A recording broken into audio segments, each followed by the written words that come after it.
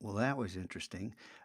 Strike three uploads to YouTube. All three failed with that last video. So let's try it again I reset this so that I have no settings here.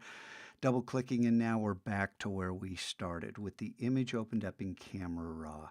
And Camera Raw is listed as a Photoshop filter, and you see Photoshop right here, but we're really in Camera Raw. It's his own program. Now, look at the histogram up here. This is the distribution of the red, blue, and green channels. RGB. This is an RGB image. And these are the blacks over here. These are the deep shadows, and these are the whites, the highlights. And notice that there's nothing there.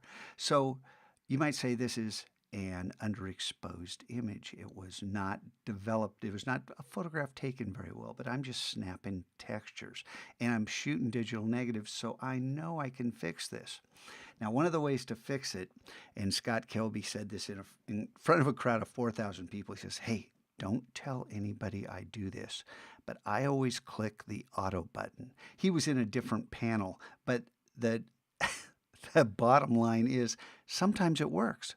Sometimes it's horrible. If it's horrible, click default to go back, or undo if you're in a different panel.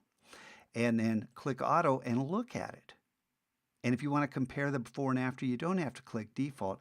You can hit the letter P, which shows you the original image, which looked pretty good a minute ago, and the auto-developed image, which looks a heck of a lot better, don't you think?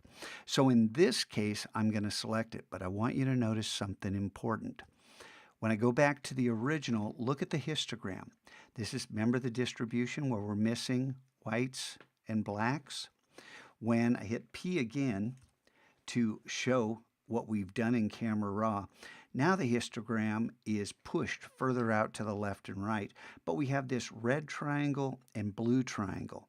Now it's important to know that these are clipping warnings. That means this is areas of pure white or pure black, but it's pure black only in the blue channel, and it's pure white only in the red channel.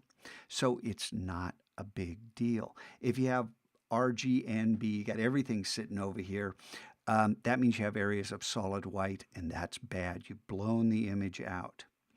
And we can do that by dragging the white slider all the way over. I'm not going to do that. There are dozens of things, more than that, we could do in Camera Raw. We've got all these tools, all these channels, so many things to do. But we're just working on textures, and I want to show you some Photoshop strategies. On the way to those strategies, I wanted you to be exposed to some more strategies, both in Bridge and Camera Raw, before we click this Open Image button. So without doing anything else, I'm going to open this image in Photoshop, and this time, cross my fingers and hope this video uploads just fine.